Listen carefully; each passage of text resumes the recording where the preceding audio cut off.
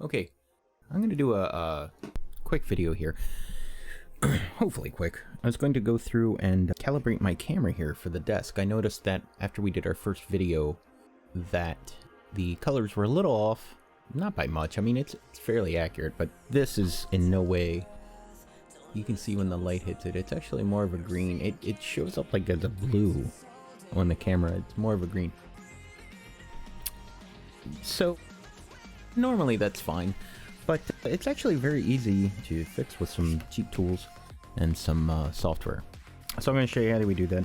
This is a Spider Checker 24, and what we're going to do here is just sit this here, and in OBS we're going to right click and tell this to take a screenshot preview. If you right click on your main window, you'll see screenshot preview. Okay, so if we right click here, we can do screenshot preview. Now granted, you know, we don't want to do this on this, we want to do our camera. So let's go ahead and do that. Let's switch back to the camera here. We'll do our screenshot preview, and what that'll do is it'll save a JPEG of what we have set up on our scene here. Now we don't want any filters on or anything at this point for our video source. We want it to be as direct from the camera as possible. And what that'll do is, like I said, it'll take a JPEG picture of what we have here in the camera's view. And I can tell you right now, and it's hard to convey this, you know, just by talking through, but I can tell you that this is actually purple. It kind of shows up as hardly just a little lighter here than this one. Yeah, this shows up a little lighter than this one, but in reality, this is actually like a periwinkle. And this blue up here looks fairly similar to here on the camera and to this one as well. But however, this is very much more of a teal, and this is a lot more faded. So this camera does a fairly good job, to believe it or not, as across the luminance here, but the saturations, it looks like it's having some problems with blues, which is probably why this is looking a little weird. It's usable. I mean, definitely the first video there were no issues that I had with it, but this is a new setup, so just trying to dial things in. So that's all we need to do here in OBS. So I have DaVinci Resolve installed for video editing. This is the studio version, but I believe you can do this with the free version as well. So the first thing we're going to do is we're going to go ahead and pull that screenshot in here. And we can see here, if we pull this up, you know, we've got this here, and this is how it looks. So what we want to do, and this may not be the best way to do it, but this is at least a way to do it that I know about. So we're going to go ahead and just drop this on a timeline real quick. I don't know if I actually need to do that, but what we're going to do is we're going to go over to the color panel. And we're going to go here and click on this, and we're going to set some things here. So like I said, this is a Spider Checker 24, which, by the way, I'll put a link below. You can go ahead and get that off Amazon. It's fairly cheap, and if, you know, you're worried about color accuracy or you're doing anything with filming or whatever, and you kind of want to be able to, you know, make sure things are, I don't want to say calibrated, but at least, like, you know, a little more accurate. If you're having some problems or you need to be able to adjust things, it does help a lot. So we're going to go through and select the data color Spider Checker 24. There's a number of them here that you can actually get that are built into Resolve. So any one of these, if you could find on Amazon or whatever, or, you know, wherever you want to purchase it from, or you have one of these that you would be able to use, and it'll just change the values based upon what you have there.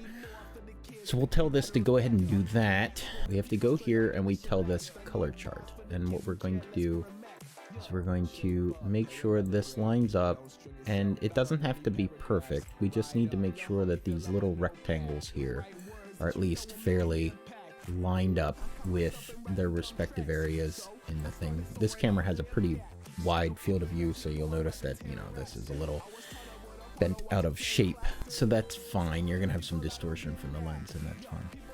We'll go ahead and do that. Now, you know, I'm not doing anything weird, so we're filming in the Rec 709 primary. Don't worry about that. You know, it's not that big of a deal. So we go in here, we leave this alone, you know, and then we go here, we line this up, we set this correct, and then we click the match, and like I said, we can see it adjust things so that the color balance is a little more correct. And we can definitely see it here that this green without is a little more bluish, whereas now it actually looks correct green.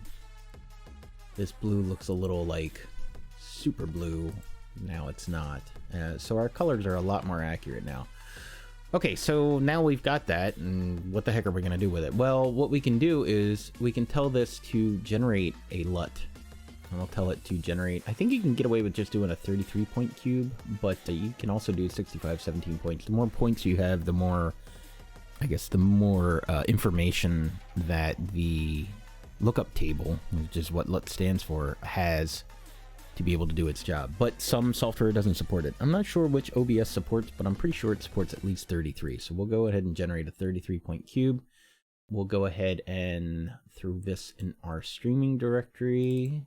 And we'll just tell this, we'll just call this, because it is my desk camera adjust, and we'll save that.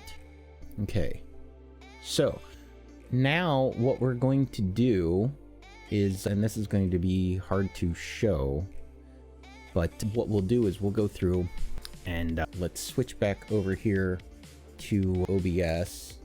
There we go. And what we're going to do is we're going to go here to the video capture device that I have that I want to adjust with this. So I go to my desk cam, I go to filters, and I tried doing this via a color correction, right? But, you know, I could do it, but, you know, it's a lot easier to just go ahead and use the actual lookup table, because you can just apply LUT, and we'll just tell this, and we'll move that up so that anything we do after that is post that processing. And then we'll just go here and browse. We'll tell it to pick up that lookup table. Actually, yeah, that does a cube. Let's go here. And then there is our desk cam adjust. So we can see here, as soon as we add that, you know, our green gets corrected. It may be a little hard to tell because it's fairly subtle, to be honest. But I can tell you right now, the colors are more accurate. This camera is not that bad. I've had other ones where it's, you know, pretty much a drastic difference, but this one does pretty good color rendering to begin with. So once we get done with that, let me go ahead and switch this to full screen so you can see, make it a little more apparent. So if I go in here and I'm going to adjust the filters here while you're looking at it, this is the way it looks without the lookup table. You can notice that the green of the tray, and if you look at the red, green, and blue on the color chart itself, the green is a little washed out and the red is a little too there, and the blues are like a little more saturated. So now that I turn it on, everything's a little more subdued as far as the saturation goes, and it's a little more balanced and accurate. It's relatively cheap, easy to do, a couple steps. There are other ways of creating the lookup table. There is software you can get that will take images and you can adjust things as well. Like I said, I just showed Resolve because I happen to have it. I know how to do it in there.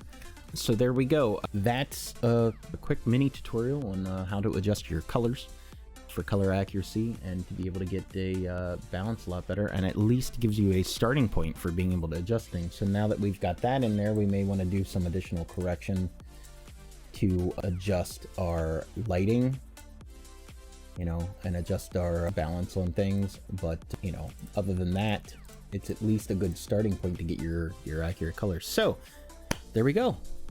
Hopefully this will help someone out, or maybe if you've got a camera that's really bad, that's, you know, you've got a cheaper webcam or whatever that doesn't do colors across the board so well, and you're having some problems with it, this might help you out a bit. So anyway, good luck. See you on the next one.